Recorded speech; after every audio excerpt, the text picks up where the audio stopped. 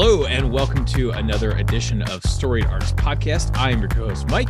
And I'm your co-host, Alex.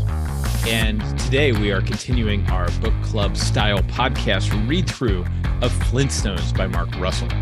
Now, coming next week, we're going to stay with Mark Russell, as we indicated in the Zero episode, but we are done with Flintstones after today.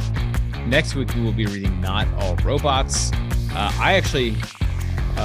It's going to make for an interesting discussion coming right off the heels of Flintstones. And I actually think it's a faster, easier read than Flintstones. Yeah, I think so. It's a little more focused on its subject matter, but I think we're going to be discussing it in the context of not only its story itself, what the kind of the commentary it's trying to say on society, but I think also in comparison to what we saw in Flintstones, which was, Not All Robots was released last year, I believe 2021, as we're recording this. Flintstones came out, 5 years before that.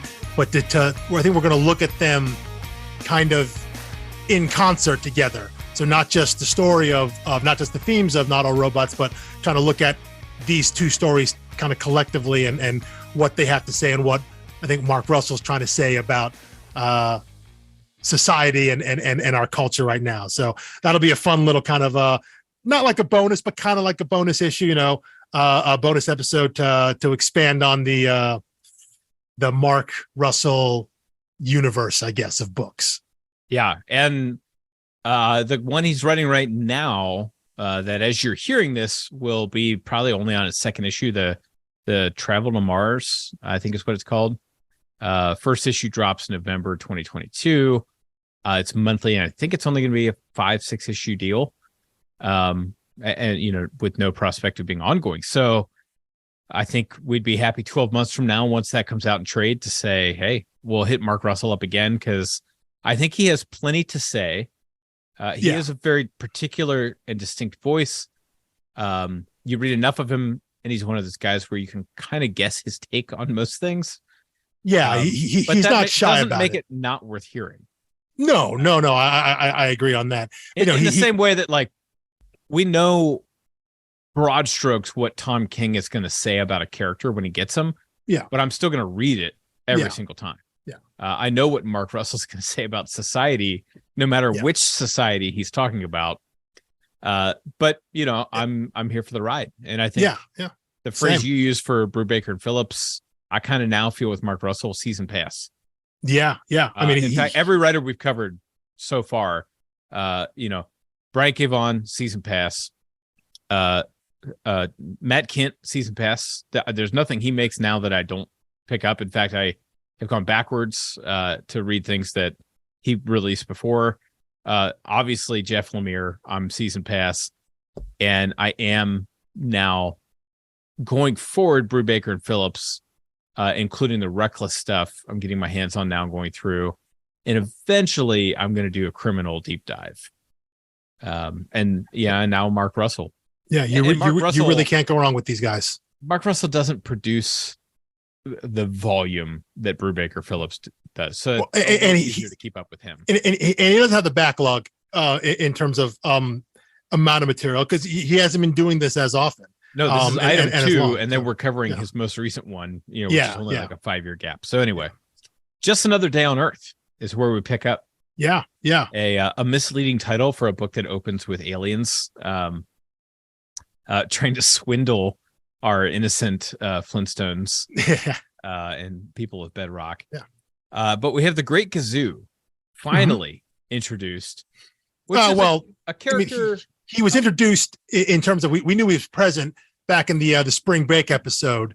That's true. But he's a much larger presence now. Now we see what his role is. And we get this framing device. Again, it does kind of mirror. Well, I guess it doesn't actually mirror in any way other than the existence of a framing device of the first issue, where we had we start. No, but here's the difference. Is here because it's happening in real time. Right. Yeah. And the trade, not that they wrote it as trades, but it works out nicely that if you had bought this as paperbacks, trade 1 is framed by Gazoo opening, Gazoo closing with his assessment of trade 2. Yeah, trade 2. Yeah, trade 1. Had they closed trade 1 back in the Natural History Museum in present day, technically would have been like a similar framing device, but they abandoned that, and they should have. Yeah, well, and I do think it is said that when Mark Russell's writing these scripts, I think he wrote it with the idea that this could get canceled after 6 issues, even though it was planned for 12. So right. So if the series had stopped at 6 after the societal decline of the supposed doomsday meteor and what they revealed about society, I think that would have been an ending to it, Sure. Yeah, I mean, that's so the now, thing about writing these little vignettes is technically you can sign off at any point. Yeah. But now I think you're right. There is a through line here of Gazoo's observation of humanity. And that is kind of a through line through this whole back half of the story. And kind of it matches, I think, what you brought up last episode about how in this first half of the comic, those first 6 issues, it's a lot of skewering of societal institutions. It's a lot of tear downs. It's poking holes in everything. There are no sacred cows. It's a lot of taking aim at everything they think is wrong with society, civilization, humanity, without offering a whole lot of positives on the other side. Yeah, there's not a lot of optimism. Aside from maybe Fred's resolution about his marriage, not about marriage in general, but about his marriage. He finds little tiny things to clean. There's not a lot from a global view, and I think this back half is all about what makes humans and humanity worth existing, because it's viewed through everything that Gazoo is observing, and it's his assessment of the world. And we get to that later, the idea of humans and Earth having to basically justify its existence by proving they're worthwhile, by proving they're worthy, by proving they mean something and they matter. And so despite him still taking aim at institutions and tearing them down and pointing out their flaws, there is a little more optimism in this back half in terms of what humanity could be, as opposed to what it is. He's commenting on what it is and the failings that we have right now, but there is a sense of like, but look, we could do so much more. There's a possibility there. There is some sort of silver lining. There is a little bit of optimism there. And it's not just all doom and gloom. Oh no, everything's terrible. Yeah. And frankly, I would always give someone the deluxe edition if I could. If I had to choose volume 1 or volume 2, I would give someone volume 2. I think you could jump in here and not really miss a beat. Oh, absolutely. Absolutely. And I think that's rare. Yeah. Cause you couldn't do that with Paper Girls. You couldn't do that with Grass Kings. Well, maybe Grass Kings, but you couldn't do that with Kill or Be Killed. No, because those are they're all serialized, sequential, narrative storyline. This is not.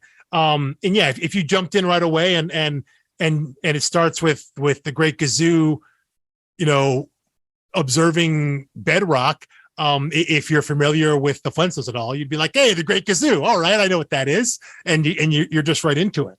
I think it totally works that way. Should point out before we get too far into it that issue 7, as we mentioned in the Zero issue, this is a fill-in artist. Steve Pugh is not on this one. This is Rick Leonardi on pencils, Scott Hanna on inks, but still Chris Chuckery on colors. So we still get a very similar color palette and the same letter, Dave Sharp. So it's really just the line work and the ink that is different for this one, which I guess maybe was just to give Steve Pugh a break. He's on the other 11 issues, so maybe after doing 6 straight, you give him one breather. And he can finish out the series strong. Yeah, and you don't know how many other titles he was on simultaneously. Yeah. But I mean, I don't think there's any noticeable drop. You don't see any big difference there. And I think the color is staying the same helps. The color is very defining in here. It's still very bright, still very vibrant. Very. I'm assuming that's intentional. It has this cartoony feel to it. It has a light, natural feel to it. even though we're dealing with some heavy subject matter. Yeah, and I love the juxtaposition.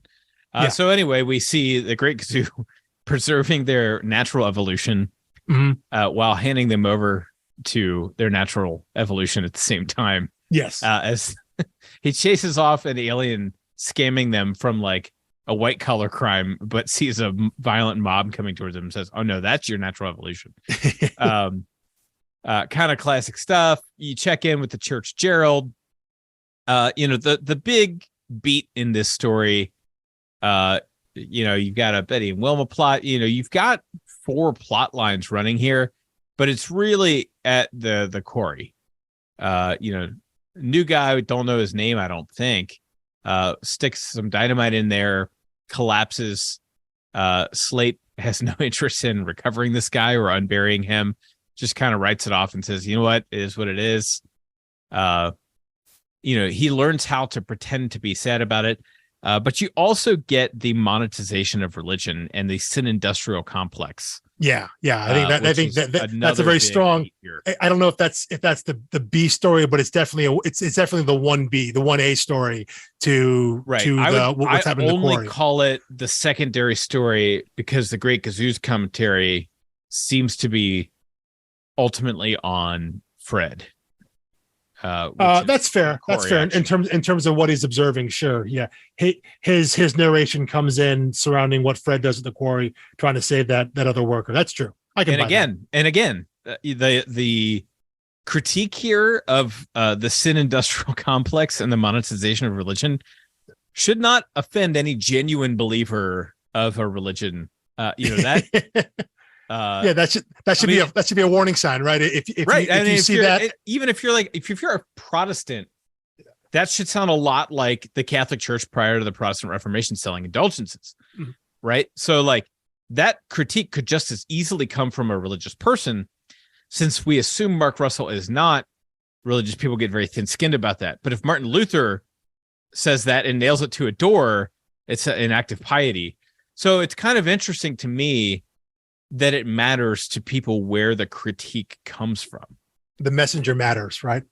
Yeah. And I think there's some truth to the fact that the messenger matters.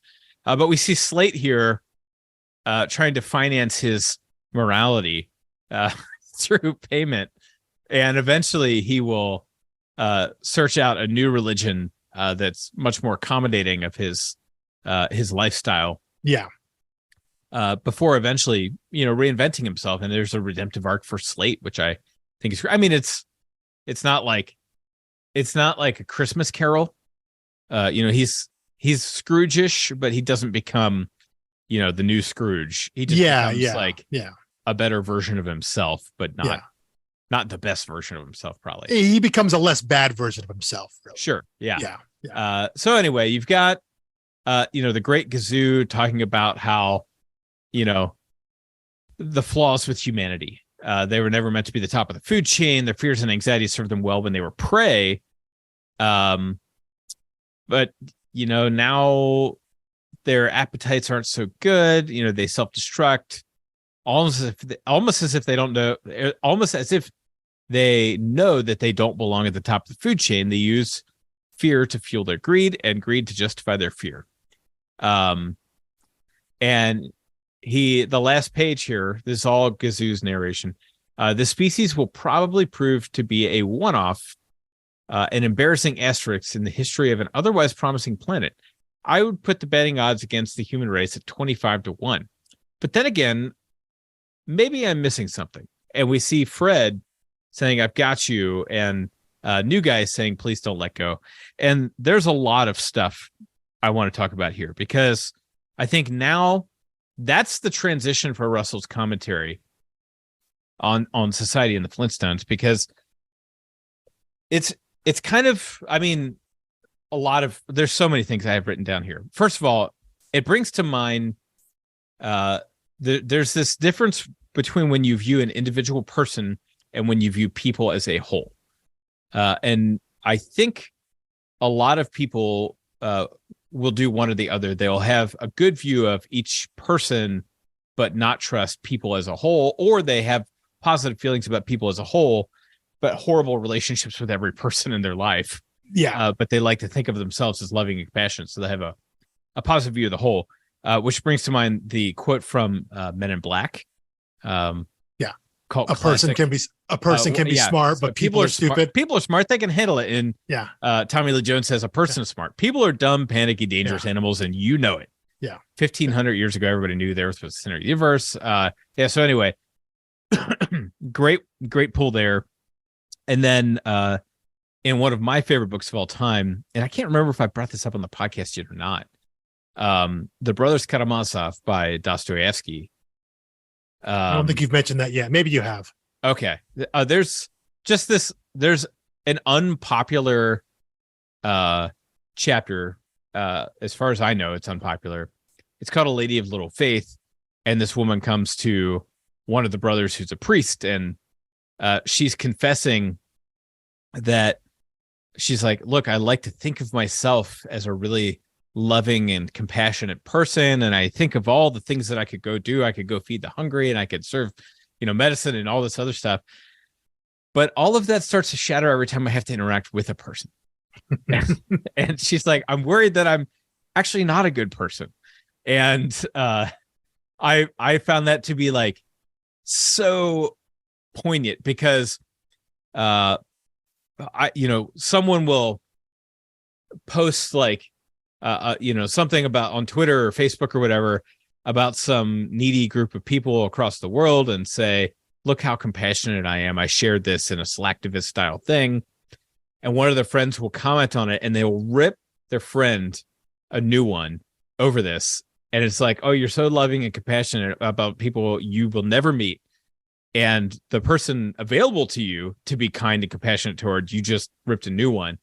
And so I think most people err in one direction or the other. And I think Russell here is saying, man, when I watch the news, when I look at the world as a whole, it seems bleak. But when I zoom in and look at particular relationships like Fred and Wilma's marriage, Fred and the stranger, I'm filled with hope. It feels really good.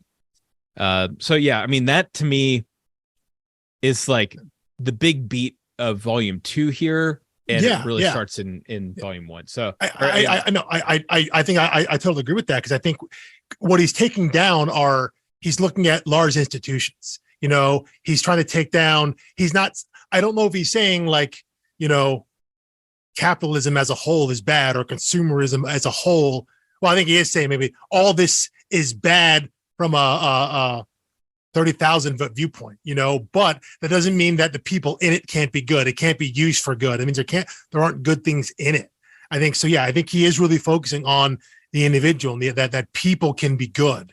And if people are good, then maybe all of humanity then can be redeemed, even though right now all of humanity is pretty terrible, but because maybe the people aren't so good. But if you can change people, and if people can be good, focus on that and remember that individuals can do good and be good, that maybe there's hope for all of us in the end. And I think that's kind of what he's getting at. And it's really articulated, I think, through Fred in this issue. Yeah, I mean, it's okay. So, he's arguing with Slate about going down there to rescue the guy. Yeah.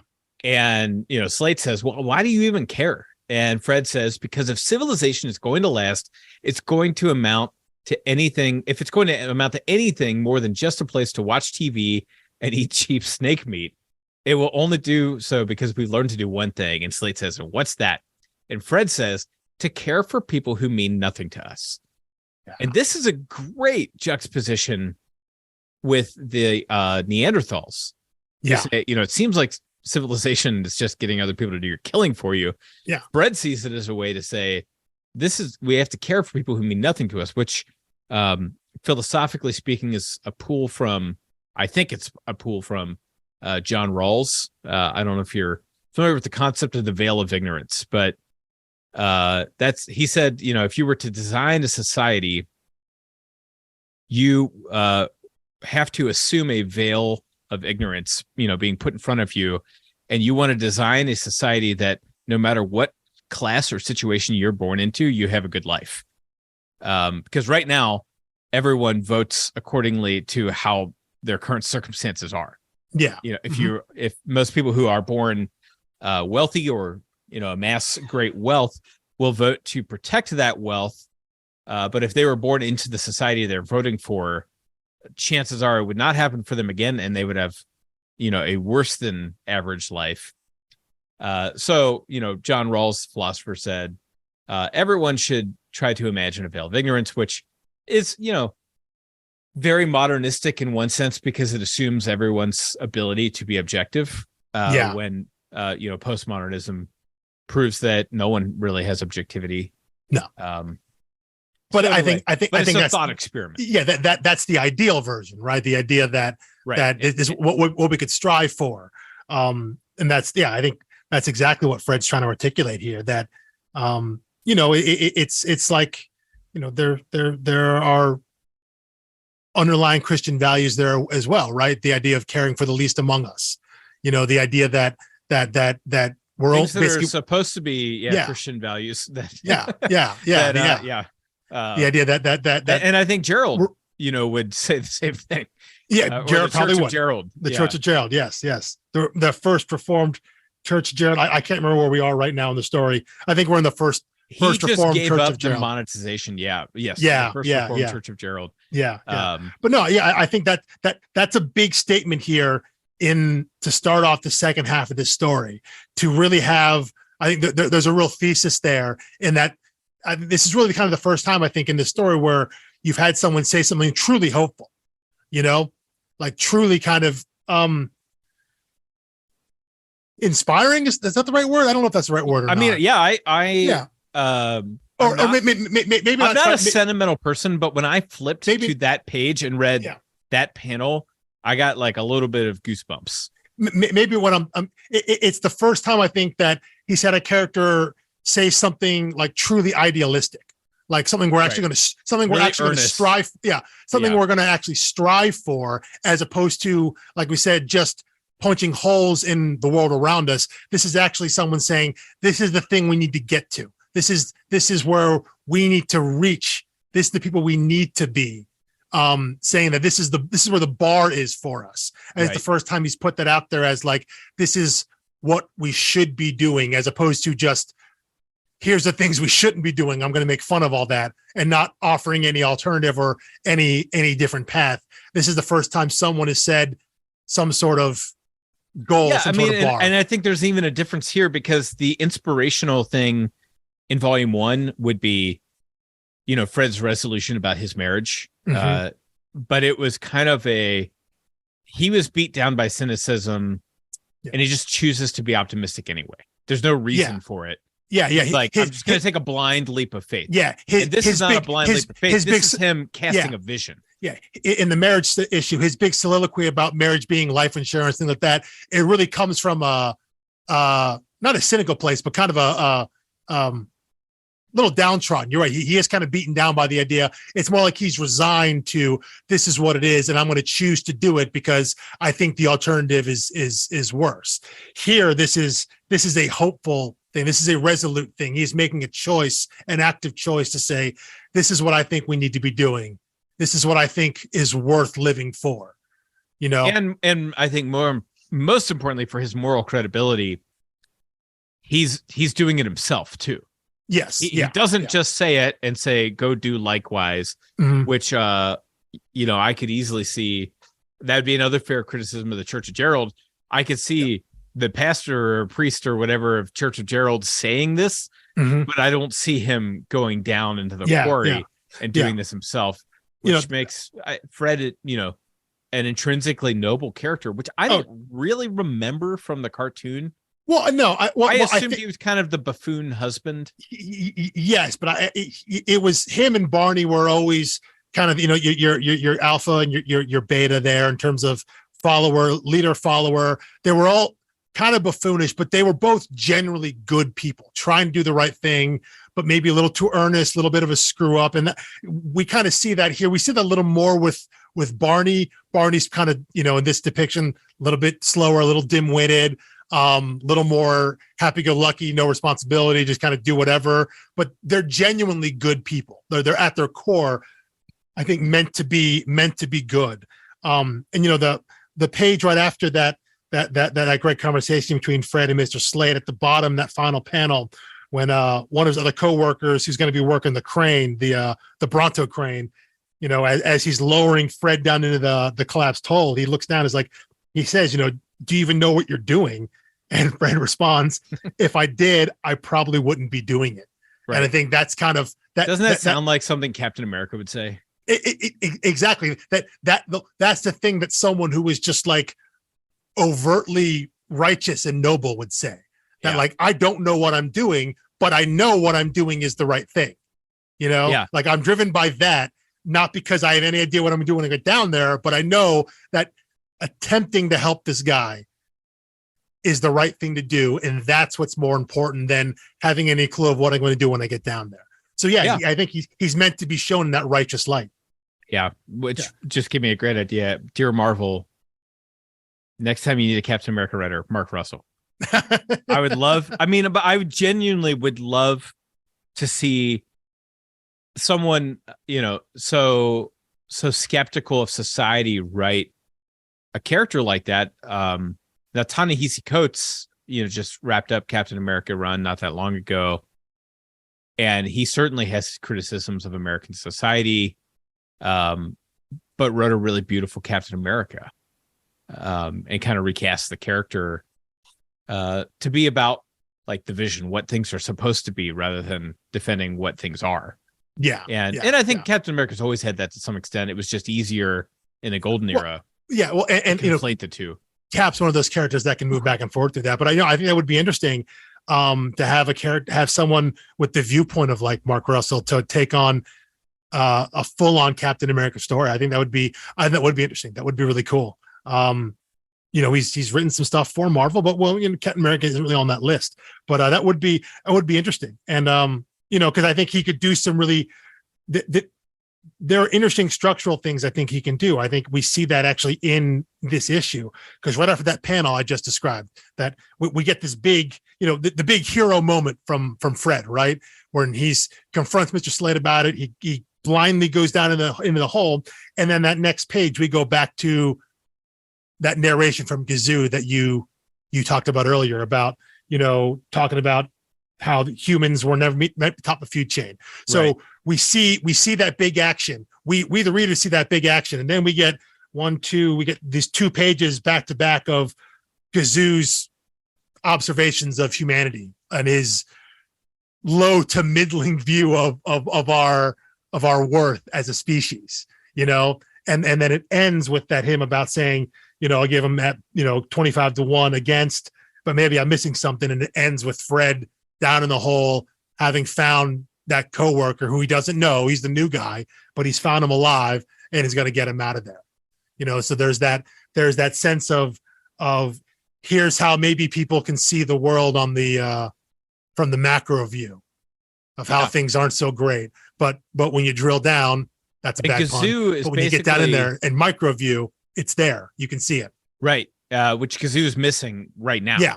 Yes. He's Yeah, but Gazoo is applying basically the Peter principle from Lawrence J. Peter, which is that people will rise to their highest level of incompetence, and he's seeing that as the society, like as a species. Yes. Like they rose actually higher than they should have, and that's will be their failure. Yeah. They should never have gotten here to begin with. So ergo, they can't stay. The Peter principle. The next issue is the leisure class. Yes. And here we see classism, wealth gap, sexism, and the hardworking women feasting on this fruit. This group of incompetent men bring back the smallest warthog I have ever seen in my life. Yeah, especially in proportion to the main hunter's bicep. Yeah, roughly the same size. I do love that panel too, when he's like, blam, right there. You see that? Boom. And it's smaller than one of their legs. Yeah. Right. Yeah. But anyway, so to me, we've got this plot line where Wilma goes to visit her mom. Doesn't really do a lot for me. It gives her some depth, and it gives her something to to do and talk about. Barney and Fred have their time together. It's one of the few like pure character moments in the entire kind of run, where really the point of that, there's the idea of like, going from the hunter gatherer into the settled down agriculture. There's something there about the movement of society, but really that's just like character work for Wilma, and we don't get a whole lot of that throughout the story. With we get a little bit about like the wartime trauma, PTSD of the Order of the Buffalo from Fred and Barney's time fighting in the wars, but like this is really just like backstory for Wilma that we don't get a whole lot of anywhere else.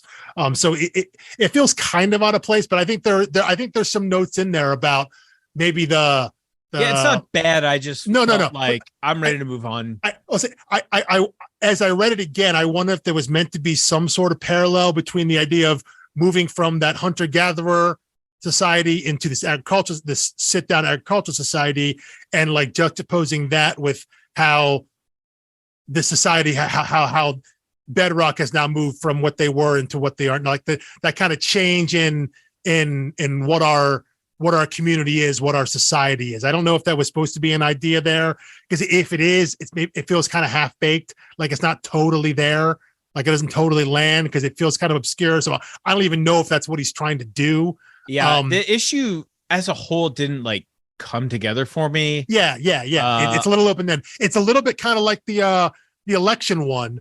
Exactly. Where it's like that election plot didn't go anywhere. Yeah. And it didn't really go anywhere. However, the substance of this was the one where I just couldn't resist. I couldn't wait to start talking about this. So I took pictures as I was reading of the economics lecture. Yes, and put them on my Instagram story, and people were like coming out of the woodwork talking to me about it. That's like the C storyline, really, right? Because like I know, but it steals the show. It does exactly because I think your first one is Wilma being away. The second one is trying to start this war against the lizard people. That Claude's trying to do, right? And yeah, the third story is the economics teacher jumping into Bedrock Middle School. And just throwing flames. Yeah. Here, let me see if I can explain. When you trick somebody into participating into a small time fraud, it's called a scam. But when the scam is so big that people have no choice but to participate, it's called economics. Thanks to civilization and its division of labor, we now create more crap than anyone knows what to do with. The more crap civilization makes, the more we buy. The more we buy, the bigger civilization gets, allowing it to create still more crap. In other words, civilization grows like a cancer. Anyone here knows someone with cancer? Like the lecture to children, and she says that's enough economics for that. And then later he's like popping up out of the window to finish his thoughts. He's still going. He's got more fire to throw. Yeah, and then you get the Stony Danza thing here. Yeah, that's a particular. Like I'm barely old enough to like see Tony Danza as a celebrity. I think people younger than me would be like, who? I know that's sad. People don't know who's the boss, but yeah, that's another one of those. That storyline is about laying groundwork for this war against lizard people, which is, it's a little bit of there's some setup there because that doesn't come into play really, I think, until issue 10 maybe. So it's like there's a lot of time spent here about trying to feed the war machine, trying to drum up the support for what amounts to a war that no one really wants, but war means there's more money and things like that. So it's kind of like the war machine is moving forward. But again, he doesn't get to that until a couple issues later. So yeah, it's another main storyline that doesn't quite resolve in this. This is more just like making fun of the idea of like celebrity endorsement of like, get this guy to, and people, you can get them on your side to go along with whatever policy you have. But again, and then you get these. You also get these strange one-page interactions between the incompetent dads and their kids. Yes. So like Barney offering Cheetos to son, and then Pebbles reading Cannibalism: The Unknown Ideal. And the conversation, well, while your mom is gone, I Yeah. sort of figured you're the woman of the house. Yeah. Ugh, that is so sexist, Dad. And he says, I know. No. How is that the end of the conversation? Yeah. Like, doesn't that feel like Well, it's see, a setup for something? Well, see, but like I read that as him saying I know in like a resigned sort of way. Like, yeah, I know that's sexist, but like I have no other answer. Like, like I can't I can't do, like, he's not being like, I know. But he He's didn't like learn. Well, no, do he's not something supposed to learn. differently. No, Right. no, It's he's just not. like, It's just like, this is the way it is. I don't know what I'm doing. I need your help. You have to do this. right. Like, I didn't make sexism. I'm just playing by the rules here. Yeah. Fred's take on it, which is, and I think also what he's saying is, sexist or not, I still don't know what the hell I'm doing right now. like, Whether it's load the dishwasher. Yeah.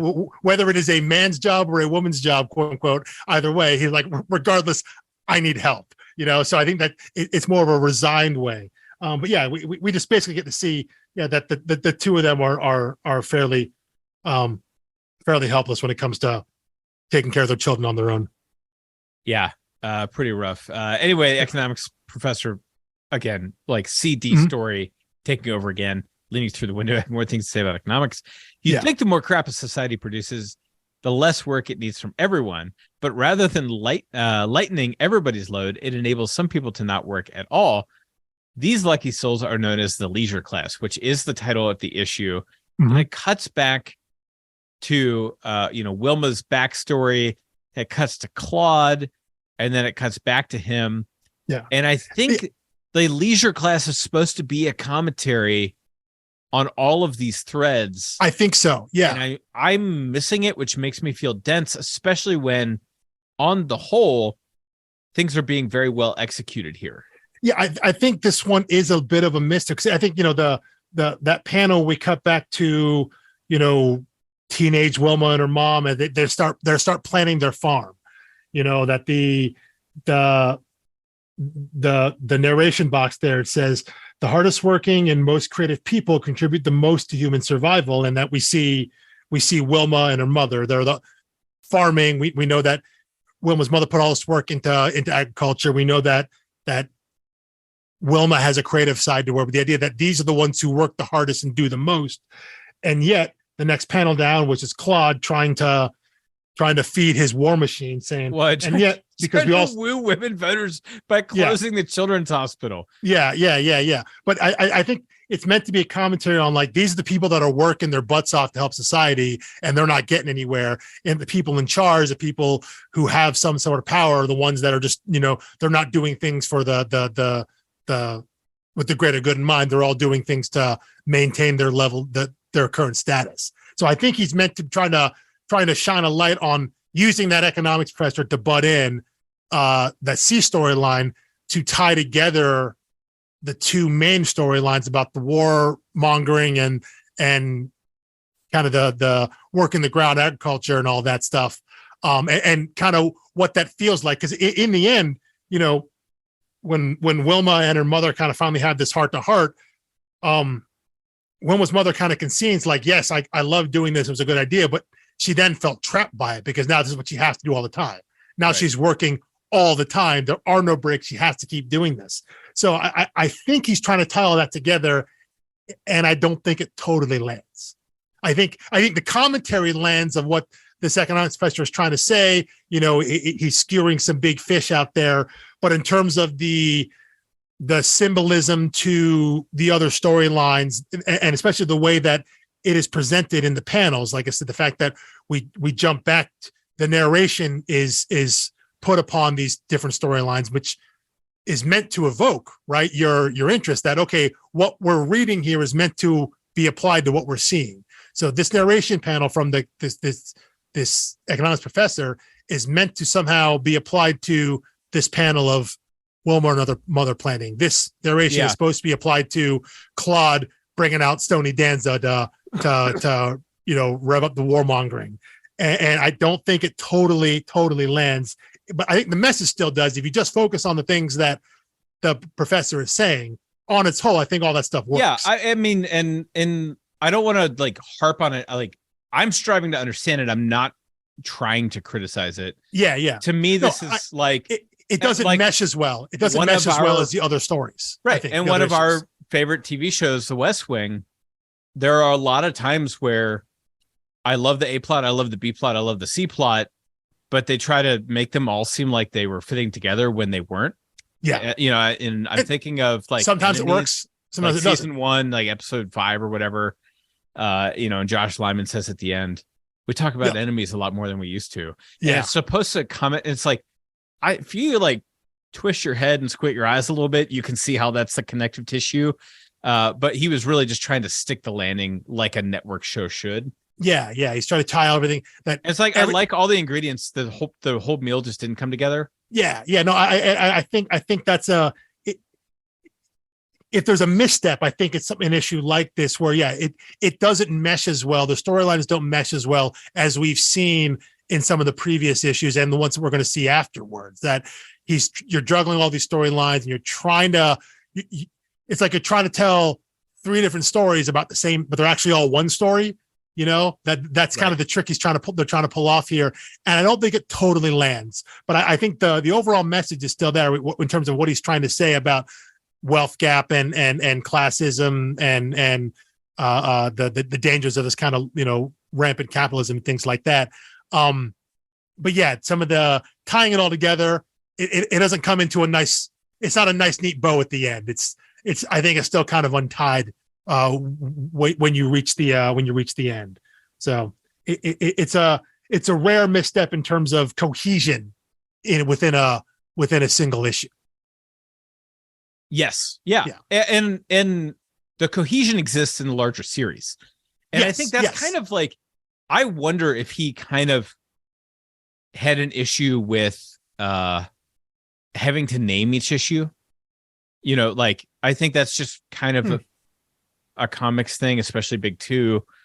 If it was just episodes of a TV show, I don't think you would feel, other than like an ongoing thing, you wouldn't feel the pressure to make all threads stick together like this. But a limited series, you have to come up with a name for each one and a theme, in the writer's room to pitch it. That's tougher. But it's not like, it's not like you pick up Batman issue 128 and you expect there to be an ABC story that all tie together with a central theme, like an unspoken theme uniting everything. That's just an unrealistic standard for every single issue. And I wonder now, looking back, putting a little more thought into it and knowing that he approached the first half of this series with the idea that there's a possibility it could get canceled after 6. And then maybe once he knew it wasn't going to, and he was going to get all the way to 12, maybe he plotted all these together a little more like one story, because there's a little more cohesion. Again, it's not narrative cohesion in terms of like serialized beats and action beats and character beats, but there's a lot more thematic, a lot more thematic ties throughout all these issues. Like the idea of the Claude trying to start this war with lizard people, that permeates all, and like that's like a plot in terms of what he does, the machinations he does, and goes through to try and do that. That runs through like 2 or 3, like 3 or 4 issues or something like that, So I wonder if he plotted it differently, structured the story differently, instead of it was less issue by issue, maybe a little more like we're looking at the whole thing all together. It's a little more holistic for these 6 issues at the end. And so you have an issue that doesn't feel like a fully contained, fully formed idea, because they're ideas that really get permeated through, the entire arc, which isn't really a story arc. Again, these are more like tonal arcs.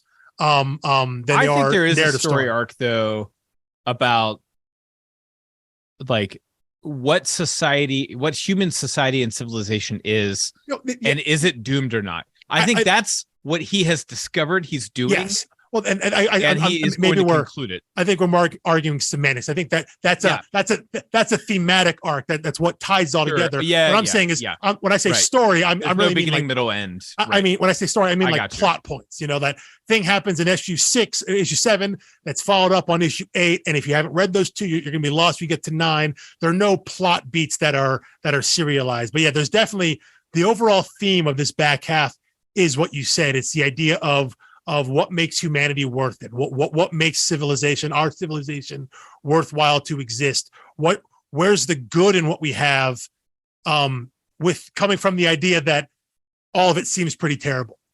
What are the good things? What are the worthwhile things in all of this that seem overall pretty bad? I think some of the unevenness, maybe, I don't know, maybe it's fair or unfair, I think that continues in the next issue here. We get a lot more on the idea of classism, this wealth gap, the elites versus the average people. And obviously we get a whole bunch of appliance shenanigans here, with the replacement bowling ball and all that. We see more. Yeah, we see more of that actual narrative story. Yeah, and again, are the appliances the most important, the most critical characters in this story? I think you could argue yes, because those are the deepest relationships. But we really actually get a story with them, which again, that's different than we got in the first arc, when we just got kind of scenes of them interacting, little vignettes popping in and out. We actually get a narrative story here in this issue for the appliances as they go and try and save the original bowling ball. It's a weird sentence to end with, but yeah. Yeah. But and I will say I find the Claude stuff funny, but there's a lot of it. Yeah. And not just this issue. I mean, in this series, there is. There's a touch more Claude than I would have used. Yeah. Although, my son's alive because of that hospital. Silence women. Yes, he's trying to woo the women voters. Yeah. And it works. He wins. He does win. So, and he gets the dinosaur armor instead of the children's hospital, which honestly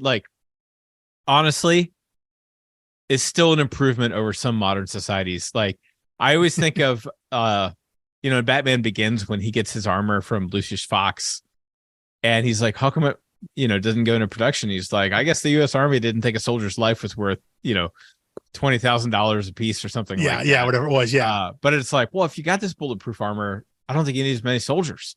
Yeah. Maybe invest the money on quality rather than quantity. Yeah. But the dinosaur armor, I'm like, yeah, at least that's a defensive measure to protect the animal. The pterodactyl drones that come in later are frivolous spending. Sure. But anyway, I think we spent enough time on this issue.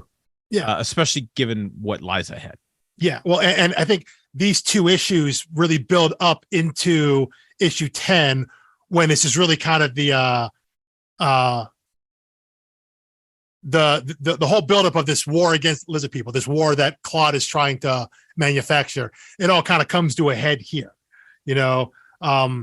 Everything that they've been trying to lay in terms of the military industrial complex here, in terms of drumming up this idea of a war, going to war under false pretense, which echoes what happened against the tree people. And I think this is where Fred has a big isn't this issue here where Fred maybe it's not this issue. That's okay. Like every beat we want to cover comes up again later. And I think that's maybe the complaint against issue 8. This like the stuff from there, the stuff that started in 8 comes through 9, and we see it through here again in 10. This is where it kind of comes to the head in terms of that war plot line. But there are other things in here. We get back to, art critics come up again as a villain, and there's never any movement on that. He softens on science. He softens on religion. Yeah. Art critics get what's coming to them. In they do. Mark Russell's world.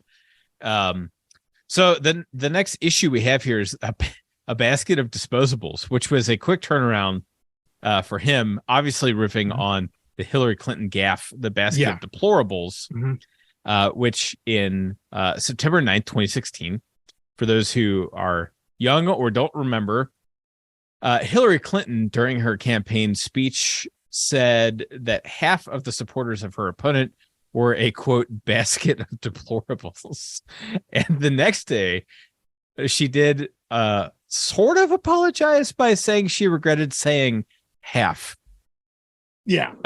Which could, first of all, not a sufficient apology. First of all, I didn't require an apology, but if you're going to apologize, you should apologize for maybe the deplorable part or the basket part, not saying half. And the apology actually could have meant that, like, oh, it's way more than half. I meant to say more than half. Yeah. Or maybe she thought half was rounding up too much. I don't know. But anyway, that happened September 9th. This issue would have come out maybe like February, March, the following year. And presumably, it would have come out being written. It was released in March, I think. March. Okay. Yeah. Which March. means it's probably being written in October, November. I mean, at least somewhere around there. Yeah. Yeah. Which that's kind of banking on a long-term memory for your audience. Luckily, we're recording this in 2022 and I still remember the basket of deplorables. Had she won, I think I would have forgotten it, but it was just another gaffe in a campaign. But this actually fits better, the basket of disposables, because the title card comes up as we see all of the appliances hanging out, having drinks after work, bonding with each other. You nailed it. It's like the toys in Toy Story. Yeah. They all come to life and have this great life after the human leaves. And we also get the Church of Vorp here. Yep.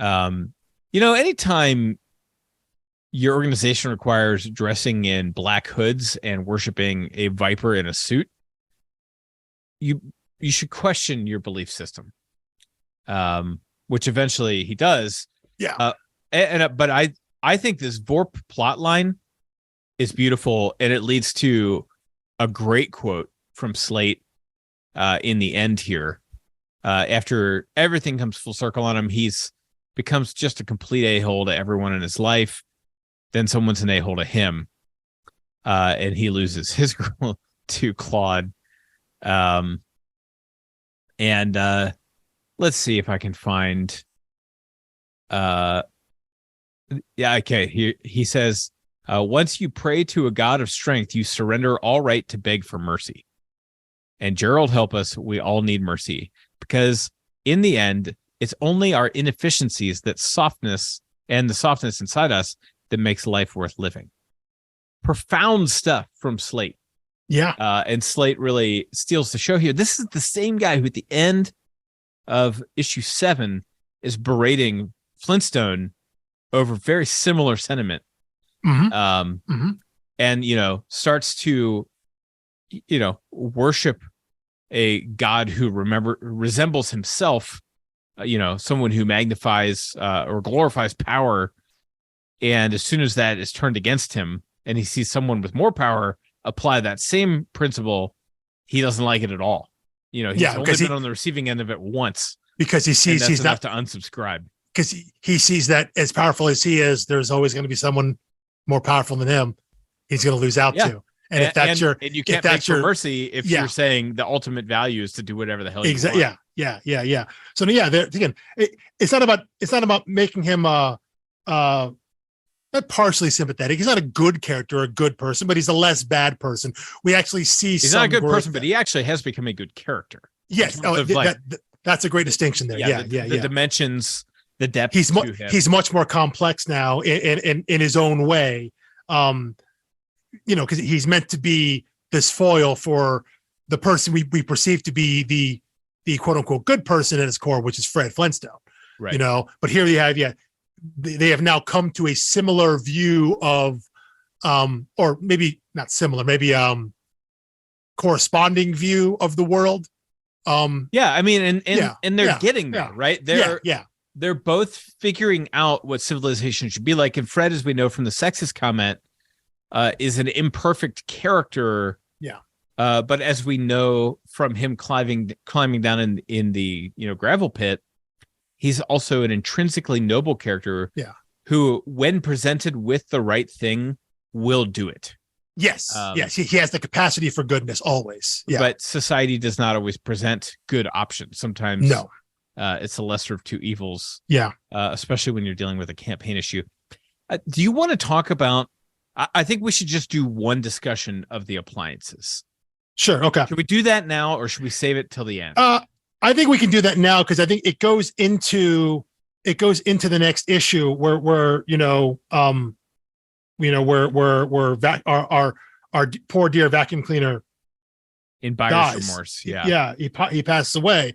So yeah, let's go into the whole appliance storyline now that really started starts in 9 with the new bowling ball and permeates kind of through the back half of this arc. Yeah, I mean, honestly, this one to me doesn't require much commentary. It's so earnest, it's so self-evident. Yeah. There's nothing really underneath the surface of it. It's just a kind of a beautiful, sentimental story in the midst of a cynical societal takedown piece. Yeah. It's the earnest core in like an absurdist story, kind of. Yeah, I mean, this is like I was talking to a comic shop owner yesterday, and I was telling him that we were covering the Flintstones, and he's a big Mark Russell fan, and I said, Mark Russell comics, especially as you read an arc, are kind of like eating warheads, where you put it in, and your face is like squeezed and pinched for like the first minute or so, and then you get to the end and you're like, oh, that's really sweet in the center, I really like it, and then you put another one in and you're like, oh god, what have I done? I did it again. Yeah, curse you. Or you're like Sour Patch Kids, whatever. And he was like, I've never thought of it that way, and I was like, neither had I. We were just riffing in the comic shop. But there is that sense of it's almost like it's not so much getting your medicine, but you're at some point you're intentionally going to get skewered by what you're going to be reading, what you're going to be presented with. But that if you stick it out, there's going to be some comforting resolution. Is that the right word? Comforting. There's going to be some resolution that makes it kind of worthwhile. You're going to get to a point that is presumably better than where you started. But you're going to go through that initial bit of pain, that initial bit of queasiness, uneasiness, or whatever you want to call it, because there's going to be a reward at the end. You're going to get to the other side, and there's going to be something worthwhile there. And I think when you see that with the whole storyline with bowling ball and vacuum cleaner, there it starts with vacuum cleaner. There's a side story of sneaking off to the movies, and the guy is sneaking off to the movies to see. I didn't write them down, but the bedrock versions of Steel Magnolias and Bridges of Madison County, and the idea that they're watching these illicit films about women, or quote unquote about women, that it's just them basically being like emotionally open and available. And vacuum cleaner does this as well. He's seeing the Joy Luck Club, I think, but then he gets recognized as a vacuum cleaner, and so they use him to clean up the movie theater floor, which apparently is like the worst thing you can possibly do to a vacuum cleaner. It is after I've been to a movie, I do the large refillable popcorn every time, and I get my money's worth by getting a second bucket, whether I eat it all or not. And when it's refillable, the aim going into your mouth is not, my hand becomes like a funnel, and I unhinge my jaw like a snake eating a goat, and it just pour it in. Yeah, I paid $10. Whatever percentage gets in and whatever misses. 73 cents worth of corn kernels. I'm getting $10 worth of cleaning services and salt. So it's a rough job. I would not want to be the guy who cleans up the theater after me. It's not great, and it basically is a fatal wound to vacuum cleaner, who does eventually who dies, and you would think you wouldn't feel sad about a vacuum cleaner dying, but it's a small elephant, mammoth thing, whatever it is. And after in the previous issue, vacuum cleaner had gone on this crusade to save the original bowling ball, right. And so now that vacuum cleaner has been used and is done with and just gets pitched, the appliances, or at least bowling ball, comes to the realization that, like, man, does any of this matter? If this is how we're just going to be treated, are we just items? Are we just things? And in this society, the answer is yes, right? It's rare, that's why they look at Dino like a traitor, because he has no purpose. He just exists to be part of the family, versus these appliances, which they just view as appliances, even though we see them as animals, and we see them as, like, but the great redemption here, though, is that bowling ball learns how to keep this going, like how to push it forward, how to move on. And the next vacuum cleaner he meets at the very end of the series. He passes on the loving kindness and the lessons, and talks and reflects on what he's learned. And that's how society improves. And that's how Mark Russell ends this, is by talking about how society and civilization advances. And it's one person at a time realizing, like, how to do better. And making an impact on one other person's life. And that person making an impact on one other person's life. Because one person had an impact on bowling ball. Because vacuum cleaner had an impact on bowling ball. Bowling ball can then impart that to shop vac, which is, the similar model to bowling ball to vacuum cleaner. But the idea that it transfers person to person, that, an interaction, a meaningful connection with another person can fundamentally change you. And then if you can then do that for someone else, and that person can do it for someone else, and it can move on. That's how we change society, and that's how we change our circumstances, how we change our world. And he does that through these animals, through these appliances, through a bowling ball and a vacuum cleaner. Yeah, it's really beautiful. It really is. It really is. It's really wonderful. And I think, so I also pulled this quote that I want to talk about before we get too gooey, because I think my complaint about Volume 1 and with Mark Russell really comes from one of my favorite writers was David Foster Wallace, who is heavy in irony and criticism, but he wrote this, I believe this is from the essay called E Unibus Plurum. He inverted the E Pluribus Unum. Okay. Instead of out of one many, or instead of out of many one, it's out of one many. And he says this, he says, sarcasm, parody, absurdism, and irony are great ways to strip off stuff's mask and show the unpleasant reality behind it. The problem is that once the rules of art are debunked, and once the unpleasant realities, the irony diagnoses are revealed and diagnosed, then what do? Irony is useful for debunking illusions, but most of the illusion debunking in the US has been done and redone. Once everybody knows that equality of opportunity is bunk and Mike Brady's bunk and Just Say No is bunk, now what do? All we seem to want to do is keep ridiculing the stuff. Postmodern irony and cynicisms become an end in itself, a measure of hip sophistication and literary savvy. Few artists dare to try to talk about ways of working toward redeeming what's wrong, because they'll look sentimental and naive to all the weary ironists. Irony's gone from liberating to enslaving. There's some great essay somewhere where someone has a line about irony being the song of the prisoner who's come to love his cage. And that quote was just like running through my head in part one, because part one was just that. It was just ripping the mask off everything. And for the most part, like, consumerism has been criticized ad nauseum. By the way, David Foster Wallace wrote that in 1994. Yeah. Well, I think what we mentioned was that last episode was all the institutions he's going after, like, none of that's new ground.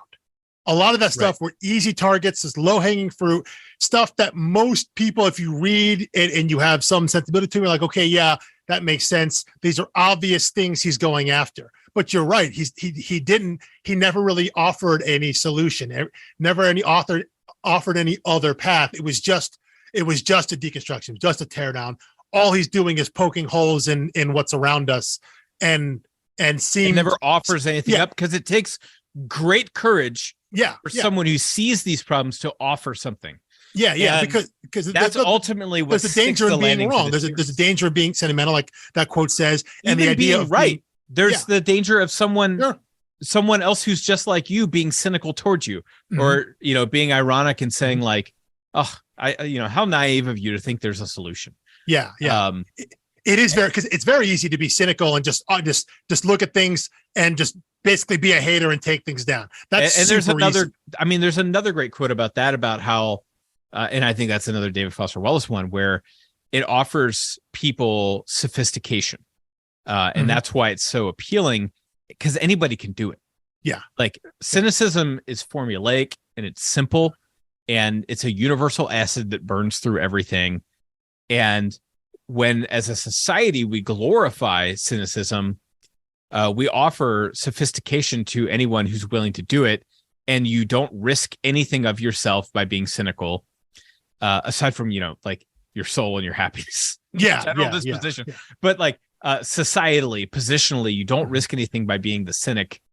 And I think it was G.K. Chesterton who said, the optimist thinks everything good, but except the cynic, and the cynic thinks everything's bad except himself.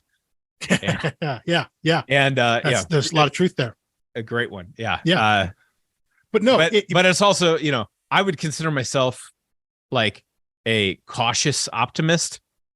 And I don't hate cynics, because I actually think they're really valuable. I just think their cynicism, or cynics as a crowd, are kind of like manure. If you spread them around, they actually do a lot of good, but if you pile them all up in one place, it stinks to high heavens. And so I think he has learned to like regulate and balance. Perhaps this is where he was going all along with the series. He just had to bring you down to reality in order to build you back up with these little stories, Fred's heroics. Well, the nobility of these underclass creatures. Yeah. Well, and I think there's also the idea we touched on a little last week that if you put your thesis out there of what you're intending to do, you can't then go back to tearing things down.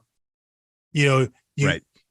That's the end point. So just from a storytelling standpoint, in terms of what he's trying to do, you front load with of all the things you're taking aim at, all the things you're trying to skewer, all the things you're trying to tear down, and you make that kind of the expectation, I guess, for the reader, and then you start moving through. The further you go into the series, and in this back half, then you're still getting those teardowns, but you start getting some of these hopeful notes. You start getting some of these optimistic, hopeful kind of viewpoints and like an overall thesis on the world that, hey, maybe this isn't the thing I was reading the whole time. This isn't just a teardown of how everything is terrible, but little by little, he's sprinkling in these other ways, the uplifting part, the silver lining part, the optimistic, it borderlines. I think I don't want to say optimistic, like fully optimistic, but like it's almost like less pessimistic at times. Like it's not so much about being super positive and rosy. There's like hope shining through the cracks. Of this like cynical surface. It's potential. Like this is what it could be, and he starts seeding those in, and kind of ultimately that's what makes you cynical. Like when you see what things could be, and then you look at what they are, that will either make you hopeful or cynical. And that really comes down to your disposition. And here we see him like with almost like a defiant hope. It's like, no, I see how bad things are. But I'm choosing to look at these stories in this world. And I think in a way, this back half, the way you frame that there about how you can look at that hope and either become an optimist or become a cynic. I think he's turning the mirror now on the cynic, the people who maybe if you're reading those first half of those first 6 issues and you're just agreeing with everything. Yes, tear down, these institutions are terrible. All this stuff here is terrible. And then you start getting these little morsels in the back half of, it is terrible, but there's some goodness here. But what about this here? What if we, what if you look at the world in this way and you start seeing these glimmers of hope? And then if you're someone who just was kind of blindly in on those initial teardowns, you're now being confronted with the idea that, maybe this isn't the book you're reading the whole time. Maybe this isn't a book of just about tearing down everything wrong with society. Maybe it's also a little bit about how society can change. And so your pure cynic is now has the mirror turned back on them, that they're now forced to confront that maybe there is some good here. Maybe there are things, maybe that glimmer of hope isn't the reason that things are terrible. It's not just about being disappointed that the world could be. It's about being hopeful and what it actually can achieve. And so now, it's kind of like everyone at some point in this story is getting sprayed with his satirical commentary. Yeah, I mean, and turning the cynicism on the cynics is the only fitting justice for the cynic. Like, and I'm talking about like not someone who has an occasional cynical thought or is cynical about one area thing, but someone who's like a professional cynic. Yeah, well, I think that the people like, in the quote about who are just out there to tear down, who are not there to offer anything else other than simply being contrary, basically. You know, and the only cynical people in the story are the art critics, and even they get their comeuppance in what I would say is, Wilma gets her groove back. Yeah, I think if we jump out of issue 10 here into issue 11, the next issue, I think kind of the hipster gentrifiers that move into the neighborhood. I think they only get the one issue here.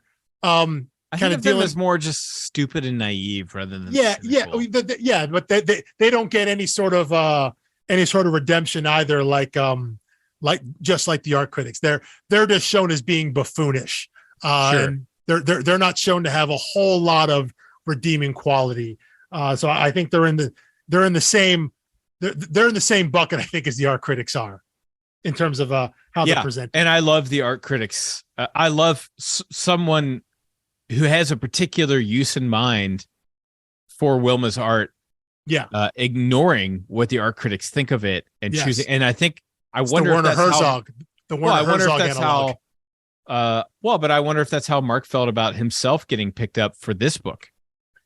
It could be, or picked up. The critics threw out Prez and canceled it early on him. Yet someone looks at what he's doing and says, "I can use that for the Flintstones." I wonder if it's autobiographical on purpose. I mean, it could be. It could be. I mean, I think he definitely relates to Wilma in terms of Wilma and the critics. Probably, definitely so. I think that is the artist, the creator in him. I think that's fairly undeniable or fairly obvious. I think anytime anytime a creator or an artist puts artists in their story, I think it's almost impossible for it not to be metatextual. Right? Like that's. You can try and claim otherwise, but I think that's impossible. It's almost impossible to not like, infuse it. Here are your options. You did it on purpose. Yeah. Or you did it subconsciously. Yeah. And I'd rather take credit for it if I did it. I would agree with that. Mm-hmm. But yeah. And then there's a couple other story beats in here that really don't do anything for me. The men seeing shale magnolias. Well, yeah. The steel magnolias. It's like, okay, they're getting in touch with whatever. The reopening the children's hospital by replacing the retirement fund with Tarby's coupons. Again, like a funny beat and continued incompetence by, a fraudulent, unqualified buffoon at leadership. Not a lot to say there, but I like Wilma getting her talent used unironically, and thriving. I think that's great. Claude, and how it helps get Claude out of power. Right, Claude entering depression. Yes, and that's the ultimate value in it. Although the guy pulling the strings behind Claude takes the reins, which is no better for the people of Bedrock.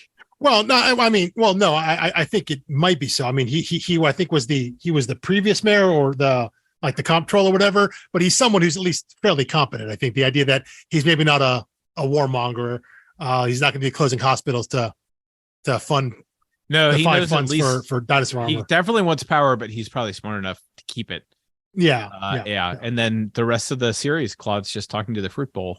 Yeah, he's talking to the orange. He's trying to get a turkey sandwich or something. What if we put giant magnifying glasses over the lizard people? Yeah. Reminds me, I'm not going to say anyone by name, but reminds me quite a bit of suggesting stopping a hurricane by dropping a nuclear missile in it. Yeah, that would totally work, right? Yeah. Yeah, definitely. It's just if only that was said to a bowl of fruit. Yeah. In a powerless room. Yeah. So anyway, the neighborhood association, which I've already mentioned, starts with some Twitter.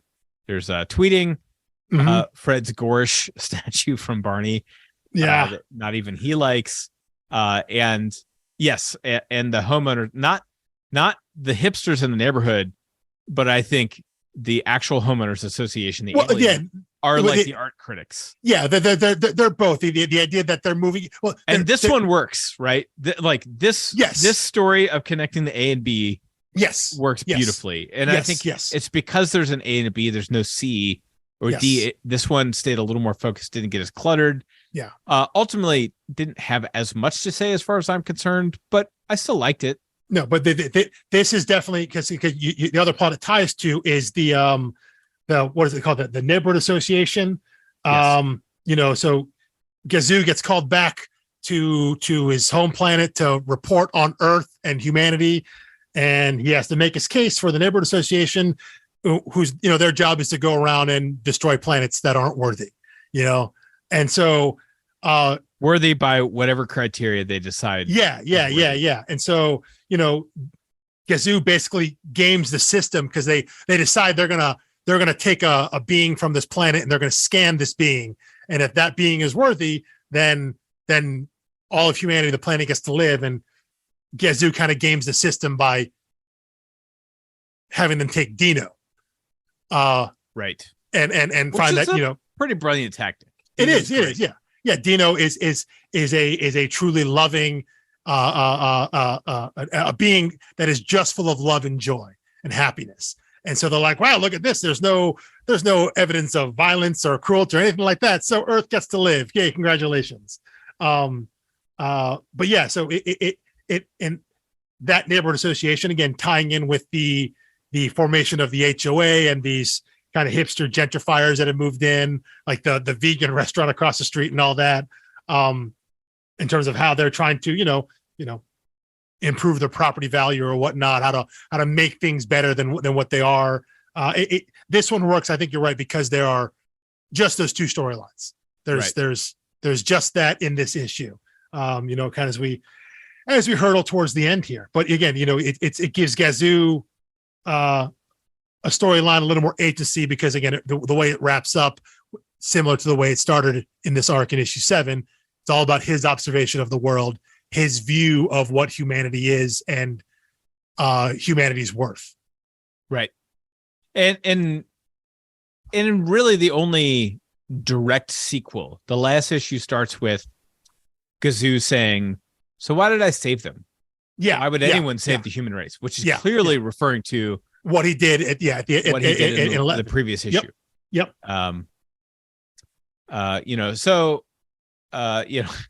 It wasn't that long ago. The species was young, powerless, vulnerable. I guess everyone's cute when they're a baby, which I actually don't agree with. Lots of ugly babies out there. Nobody wants to say it. It's a real problem.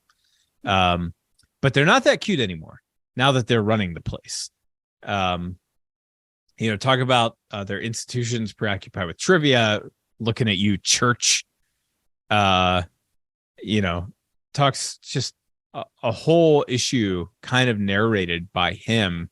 Mm-hmm. And we see this pettiness from Slate with the bowling, and we see the new bowling ball, the scientists with the Chimpanzee Easy book. Lots of great stuff in here. I don't really know what to say about this issue other than it's just one of those rare comic perfect conclusions. Yeah, I agree. It's the perfect end for this book, because I think it wraps up everything he's been trying to say about humanity, about society, about our society. And he does it in a way, I think mainly through kind of the only real through line that's been throughout all 12 issues, which is the idea of science and religion. And again, he puts this in the mouth of of Pebbles, who is like ostensibly our smartest character of all the characters we see. Like Pebbles is the like smartest one. So Yeah. you have her be the one asked the questions, the one about, hey, when she goes to the pastor, the preacher, whatever, of the priest of the Church Gerald, and says, hey, listen, you say this, but over at the Science Academy they say this. How do we make those things agree? How do we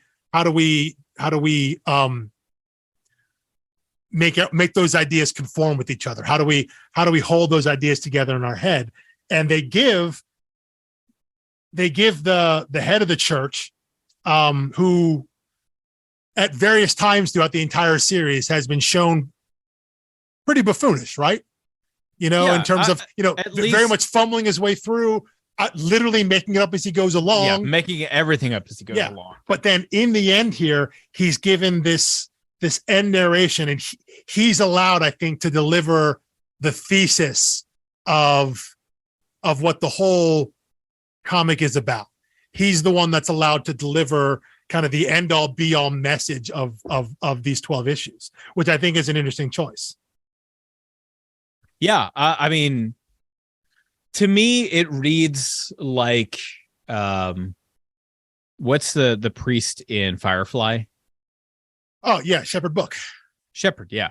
That the speech fighting. So first of all, the speech fighting reads to me the same way that Shepherd did, where it's like, I know Joss Whedon is a devout atheist, and I would assume Mark Russell is, atheist agnostic, somewhere in there. I don't think he's affiliated with anything in particular, but I think it takes a great deal of empathy to write something beautiful and put it in the mouth of someone you disagree with on a very deep level. And in both cases, I feel like, I'm not sure I would have said it exactly that way, but you're trying to give him the benefit of the doubt. And I really respect the hell out of that. And in the same way, the scientist, I may have said something a little more firm about his own position than saying like, oh yeah, no, we just keep guessing. It's like, that's a little, but I think, when he's honest with himself, maybe that's what science is. But I think has criticism of each thing, but also sees the potential of each thing. And I think that's the recurring theme.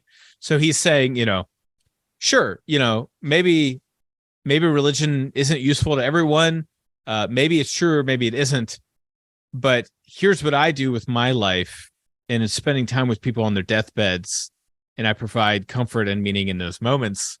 So you can't tell me that religion has no value. And that's kind of the priest's position.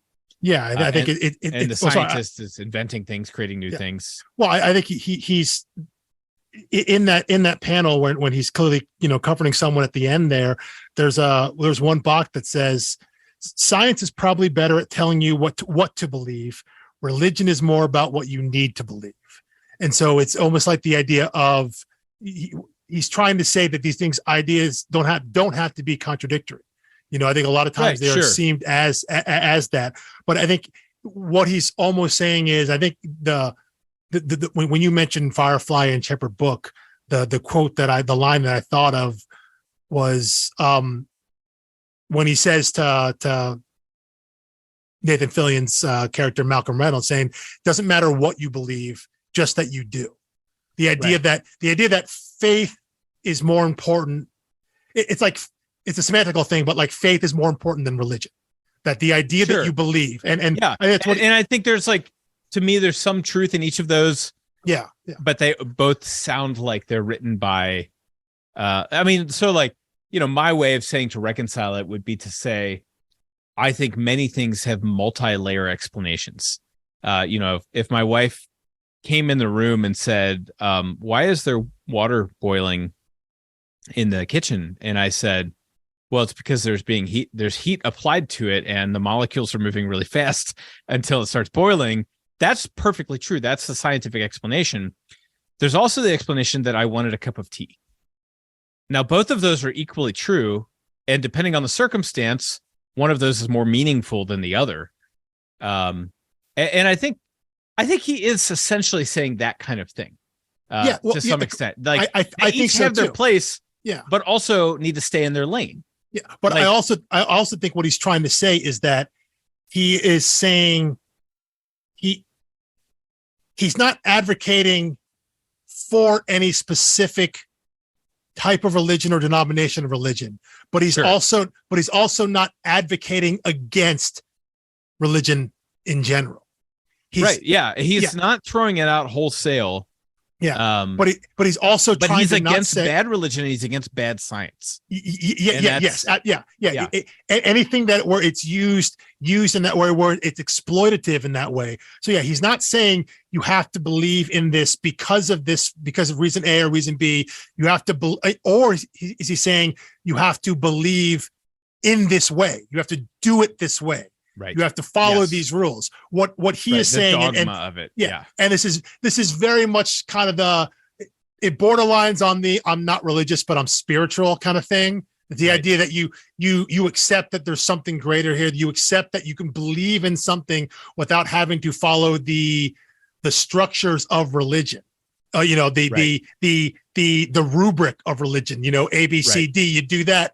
Boom, that's religion. Dogmatism, yeah. As opposed to simply the idea of if this gives you comfort, if it gives you comfort to feel that there is something out there, something to believe in, something to trust in, something to rely on, something to hope in. And I think maybe that's what it is. This is a manifestation of hope, whether that is religion, whether that's God, whatever that is. That makes it important because you say it's important, because this is important to me. Ergo, it's important. Not because it's important because I follow these specific things, because I do the checklist, because I say I believe and do these things. That's not why it's important to reach some end goal of everlasting life, forgiveness, heaven, whatever you want to call it. It's important because I need it to get through my day. I need it to survive. And I certainly know, I know alcoholics who have had medical treatment and other things, and they will say that the religious component or the spiritual component of like their treatment is what really got them to break through. And I'm like, it doesn't even, to some extent, it doesn't even matter which religion they were using, right? It was it got them through. That's not about God. And I'm not capital G Christian God, right? Or any other God. And I'm not going to come in then and challenge them on the particulars of their doctrine and things like that. Yes. 100%. And I think that makes exactly sense. The circumstance that he's dealing with here. Especially as we're starting to codify a society. We're learning what religion's role is in a civilization. And I think the important thing is that Mark Russell is not saying that there's no role for religion. Yes. And he's learning what science's role is in society. And it's not meant to be the dictator of all things, and it's not meant to not exist. That there is a place for each of these things in society. And he's creating a really well-balanced, harmonious society where people are selfless and they care about people who they don't even know the name of, with the people who mean nothing to us. That's what he's trying to display here, saying that this is what we can be. And then he's obviously it's filtered through the lens of our Stone Age characters. But that's what he's trying to show, that this is where we can get to.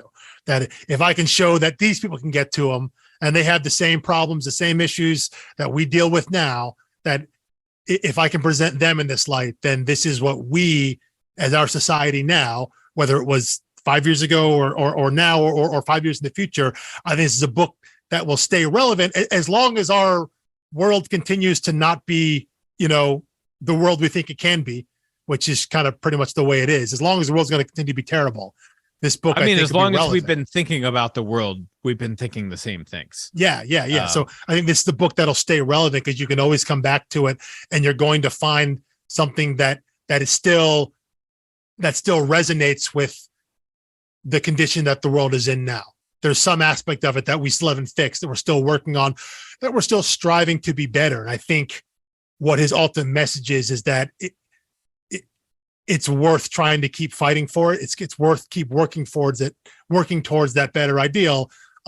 Because it's not about being a cynic and just saying everything is terrible. You're supposed to look at it from the viewpoint of someone like Fred, where he understands it's a struggle. He understands his limitations, but he's also like always going to do the right thing. He knows what that is and is always going to try to do it, even if he doesn't really understand why, but he knows inherently this is what we should be doing with each other. This is how we should be treating each other. How should we acting with each other, around each other and with each other? And how should we should be approaching our society and our civilization, our community, our people. This is what we should be doing.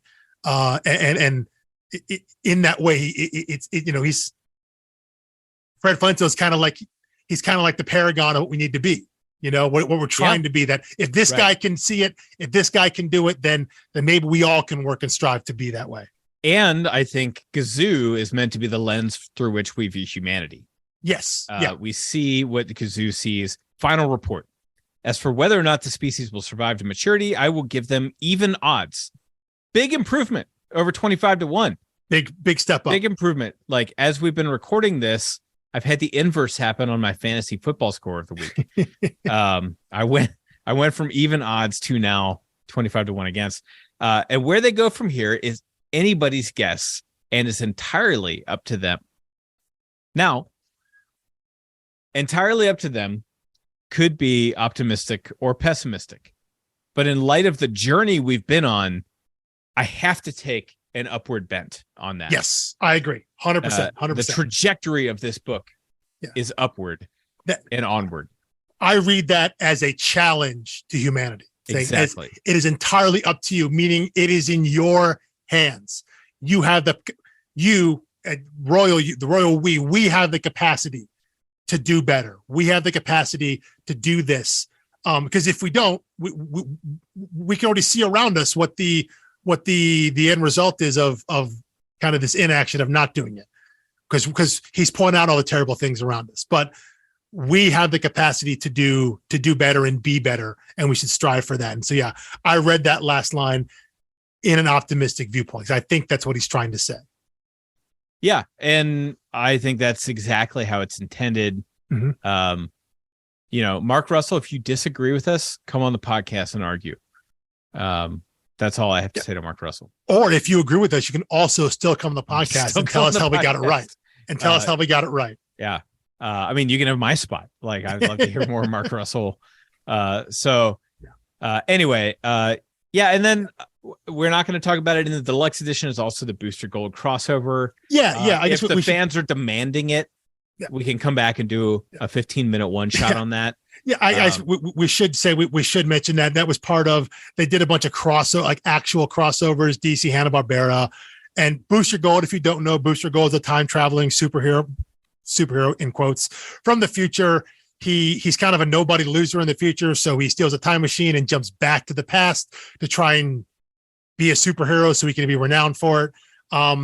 And there's just a funny thing. He jumps too far. He jumps back into the Stone Age, interacts with the Flintstones, does all this stuff there. It's more of a Booster Gold story, but it was written by Mark Russell. And I believe the art was Rick Leonardi and Scott Hanna, again, the guys who did the fill-in issue 7 with the Great Gazoo. So it's kind of a similar team, similar feel, similar aesthetic, but it is really a Booster Gold story, but it is included. And I believe this was a different colorist too, because the Flintstones don't look the same in this. It might be. I'm not certain though. If you get the 2 trade backs for the Flintstones, it's not included in that. But I think it is included in the deluxe. It's put in there just as kind of a bit of a bonus, just because it is Mark Russell writing it. So there isn't a whole lot of commentary there. No, and if you read that and you liked it and you want a little more, just like sampling of Booster Gold, excellent Booster Gold treatment by Tom King in the Batman run. Yes. The Gift, I think, was it's just a 2-issue, 3-issue thing. 2 or 3 issue thing, yeah. So he gets sprinkled really around. Great. He gets sprinkled around a little bit here and there. But yeah, it's a fun story with him interacting with the Flintstones. And if you know Booster Gold, he's kind of a bumbling, means well, but is kind of a screw up. but things always seem to work out for him. But it's a fun little story. But yeah, it wasn't meant to be any sort of larger commentary or anything like the rest of the Flintstone series was. Yeah. So anyway, we are just over length again because this Flintstones book really deserved it.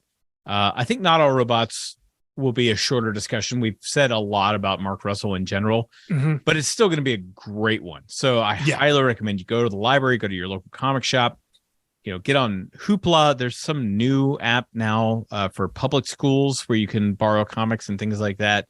All kinds of options to get your hands on this book. And it was an Eisner winner in 2022.